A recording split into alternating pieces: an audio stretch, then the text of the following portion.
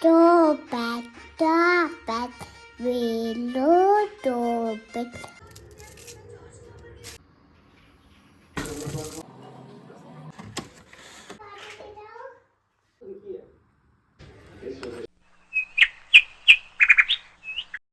Hello प्यारे दोस्तों, welcome back to my channel. उम्मीद करती हूँ आप सब बहुत अच्छे से होंगे।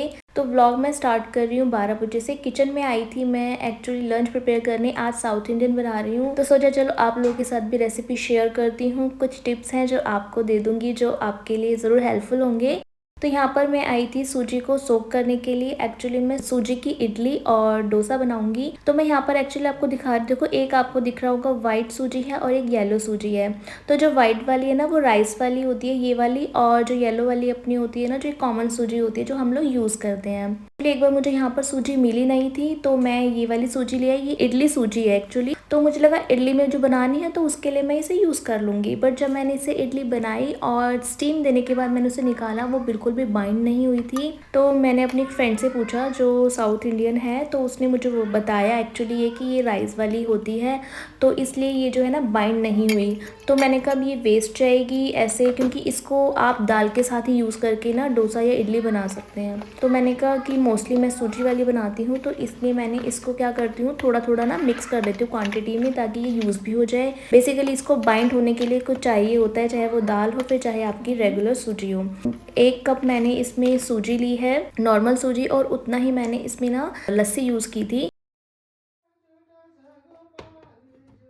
सूजी मेरी सोक होने के लिए रखी हुई थी, तो सोचा मैंने काशवी के लिए थोड़े से मखाने बना देती हूँ। बच्चों के लिए बहुत हेल्दी रहते हैं। बच्चों को ना स्नैक टाइम में अगर आप ये खाने के लिए दे देना, तो उनकी हेल्थ भी अच्छी रहती है और उन्हें मंच करने के लिए भी मिल जाता है। तो मैंने यहाँ देसी घी में इसको रोस्ट कर लिया है अच्छे से, और मैं उसको दे दूँगी। जब तक मेरा लंच रेडी होगा वो इनको खा लेगी।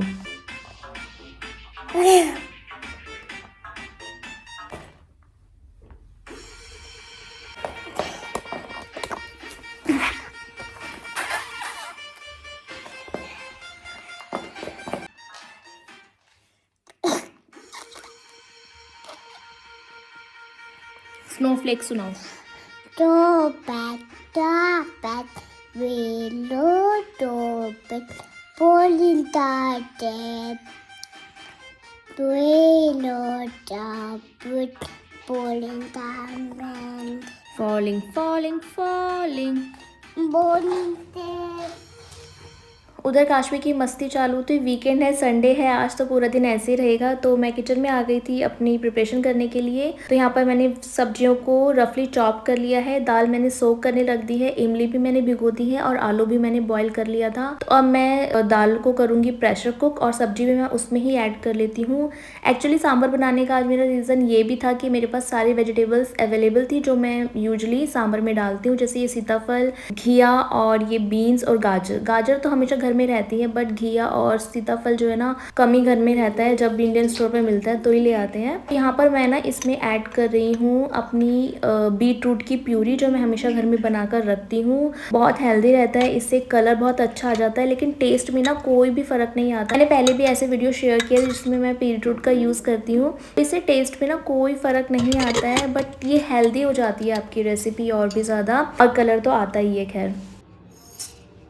तो अब मैंने यहाँ बनाना स्टार्ट किया था। जो सांभर के साथ रेड वाली चटनी मिलती है ना, जो बहुत टेस्टी लगती है, वो I think if I am not wrong इसे कारा चटनी बोला जाता है। तो तड़के में मैंने चना दाल और उड़द दाल लिए है 1-1 चम्मच, और उसके बाद लहसुन, अदरक और 2 हरी मिर्च को ऐड किया है। उनको थोड़ा सा सौते करने के बाद मैंने उसमें ऐड किया है टमाटर, और फिर उसमें भीगी हुई मैंने कश्मीरी लाल मिर्च डाली है। अब ठंडा होने के लिए इसको रख देना है, और उसके बाद आपने इसे पीस लेना है। उसी सेम कढ़ाई में अब मैं पीनट चटनी यहाँ पर बनाना स्टार्ट कर रही थी। पीनट को मैंने रोस्ट कर लिया था, और लहसुन को और लाल मिर्च को भी अच्छे से हम रोस्ट कर लेंगे। थोड़ा सा इसमें अदरक का टुकड़ा डालेंगे, और थोड़ा सा मैंने यहाँ पर ना उड़द की दाल डाली है, स्टार्टिंग में मैं डालना भूल गई थी। तो बहुत सिंपल है, अच्छे से इनको रोस्ट कर लेना है। कड़ी पत्ता वगैरह भी इसमें ऐड कर लेना है। वैसे मैं लास्ट में भी तड़का डालूंगी उसमें, बट मैंने इसमें डाल दिया था। तो इनको भी ठंडा होने के लिए रख देंगे।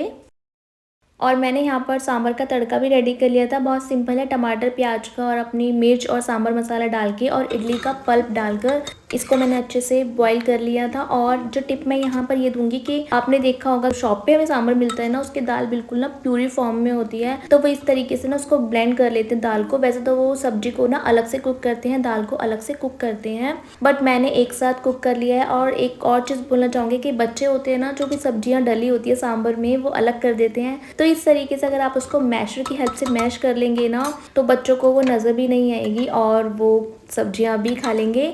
बट मैंने ना यहाँ पर थोड़ा खड़ा ही रखा है सब्जियों को, क्योंकि हम लोग तो सब्जियां खा ही लेते हैं और काशवी जो है अभी वो इतना स्पाइसी नहीं खाती है, तो काशवी प्लेन ही खाएगी इडली को। और बस अब मैं यहाँ मसाला ट्रांसफ़र कर रही हूँ और इसको अच्छे से कुक होने के लिए रख दूँगी।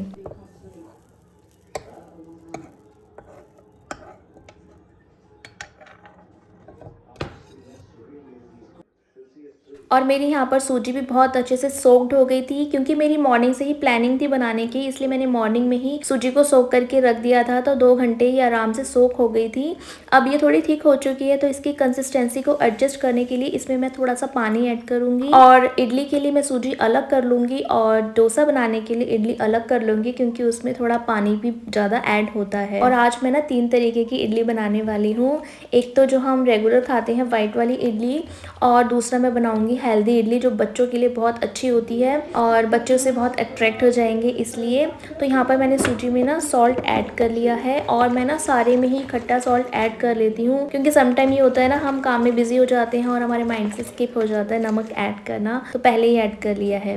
अच्छा, अब मैं कह रही थी मैं 2 तरीके की इडली यहाँ बनाने वाली हूँ। तो मैं बनाऊँगी एक पालक प्यूरी वाली ग्रीन इडली और एक बनाने वाली हूँ बीटरूट वाली इडली। और इस तरीके से अगर आप बच्चों को दोगे ना, तो वो कलरफुल इडलियाँ देख के, कलरफुल खाना देख के ना बहुत जल्दी अट्रैक्ट होते हैं। और इस तरीके से आप इस प्यूरी को ना किसी भी चीज़ में ऐड करके ना बच्चों को कलरफुल पराठा दे सकते हैं, रोटी दे सकते हैं, इडली और भी बाकी चीज़ें आप दे सकते हैं। तो इनमें टेस्ट तो बिल्कुल चेंज नहीं होगा, लेकिन बच्चे से अट्रैक्ट होकर ज़रूर खा लेंगे। तो इस तरीके के एक्सपेरिमेंट ना आप अपने बच्चों के ऊपर ज़रूर करें। और अब मैं इसको अच्छे से ना रिगरसली मिक्स कर रही हूँ एक ही डायरेक्शन में, और उसके बाद मैं इसमें ऐड कर दूँगी इनो को, फ्रूट सॉल्ट को, और फिर उसको फटाफट से मैं चढ़ा दूँगी बनने के लिए। मीनवाइल मेरी इडली स्टीम हो रही थी, वहीं पर मैं डोसे की फिलिंग को रेडी कर रही थी। आलू और प्याज की मैंने यहाँ फिलिंग बनाई है, पर आपको ना एक टिप देना चाहूँगी कि जो बाहर वालों का जो फिलिंग होती है ना, बहुत ना स्मूथ सी होती है, तो उसमें ना लेमन ऐड कर लो आप अच्छे से, और थोड़ा सा उसमें पानी ऐड कर लोगी ना, तो बिल्कुल ना जैसे बाहर वालों की कंसिस्टेंसी होती है ना, वैसे ही आपके भी डोसे की फिलिंग की कंसिस्टेंसी हो जाएगी। और अब मैं यहाँ पर ना टेम्परिंग रेडी कर रही हूँ चटनी के लिए और अपने सांभर के लिए। तो बस इसमें मस्टर्ड सीड डाले हैं, कड़ी पत्ता और लाल मिर्च डाला है थोड़े से तेल में, और टेम्परिंग भी रेडी है मेरी। दोनों चटनियाँ, पीनट चटनी और अपनी काला चटनी मेरी रेडी है। और कोकोनट चटनी मैं यहाँ पर नहीं बनाती हूँ, क्योंकि कभी ट्राई नहीं किया एक्चुअली मैंने लाने का, और जब से पीनट चटनी खाने लगे हस्बैंड को यही बहुत पसंद आने लगी है, तो अब हमारे घर में यही बनती है।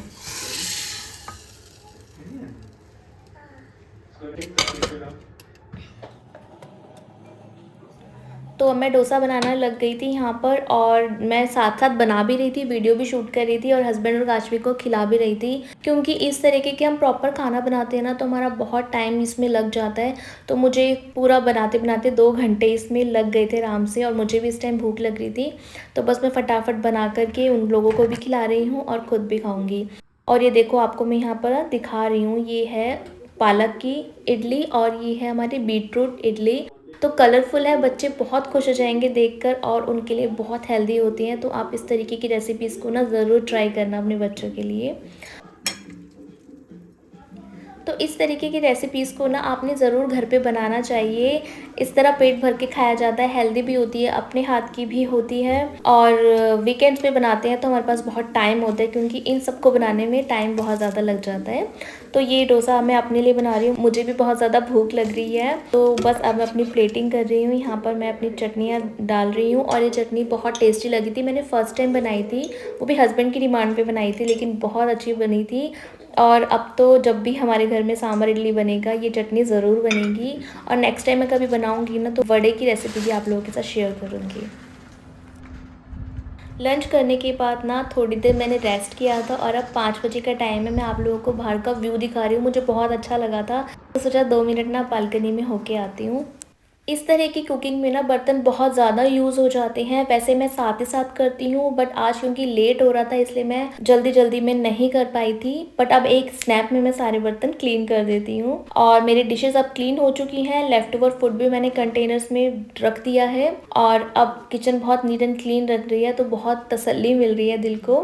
और बस अब 5 बजे का टाइम है और चाय की बड़ी क्रेविंग हो रही है तो बस मैं अब अपनी चाय रेडी करूँगी और फिर देखते हैं कि डिनर में क्या बनने हैं, उसकी भी तैयारी करूँगी।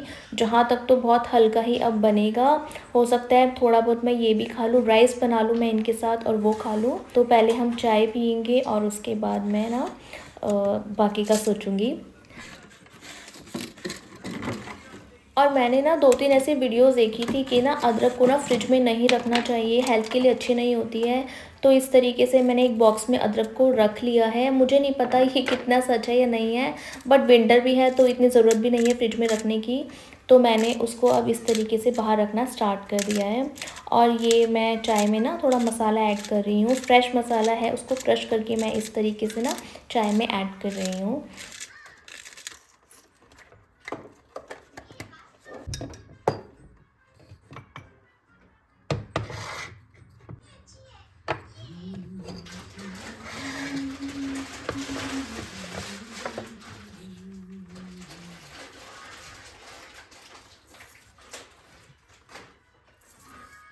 अब बस बैठकर अपनी कड़क वाली चाय पियेंगे हम।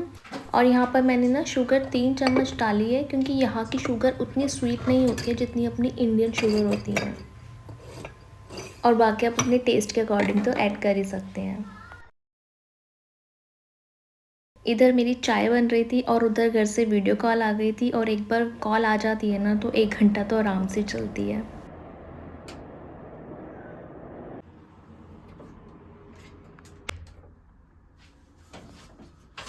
डिनर से फ्री होके अब मैं आ गई हूँ अपनी मॉर्निंग की मील प्रेप करने के लिए और मैं यहाँ पर पालक का आटा लगा रही हूँ। और मैं हमेशा ही अपना आटा वगैरह जो भी प्लानिंग करनी होती है मैं रात को ही करके सोती हूँ क्योंकि काशवी के साथ ना समहाउ प्रॉब्लम हो ही जाती है। कई बार वो क्रैंकी हो जाती है और वो मुझे ना ब्रेकफास्ट नहीं बनाने देती है, हस्बैंड का लंच प्रिपेयर नहीं करने देती है। तो मैं इस तरीके से जो बेसिक कुकिंग होती है ना वो रात को कर लेती हूँ। और अब ना यहाँ पर ना फ्रिज से ना पानी बहुत ज़्यादा ना डिफ्रोज होकर निकल रहा था तो हस्बैंड उसे ठीक कर रहे थे और मैं लगे हाथ ना जो भी बास्केट वगैरह थी फ्रिज की मैं वो क्लीन कर रही थी। तो इस तरीके से जितने भी काम होते हैं ना अगर आप उसी टाइम डन कर लो ना तो आपके लिए नेक्स्ट डे के लिए ना उतना काम नहीं बचता है। और रात को ही मैं पूरा रूम नीट एंड क्लीन करके अब तो काशवी भी अपने सारे टॉयज़ जो है अपनी जगह पर रख देती है। और इस तरीके से सोफ़ा वगैरह मैं ठीक करके टेबल को सेट करके उसके बाद सोने जाती हूँ। और जब नेक्स्ट मॉर्निंग उठते हैं ना इतना अच्छा लगता है, इतना रिलैक्स लगता है जब पूरा घर आप टाइडी देखते हो।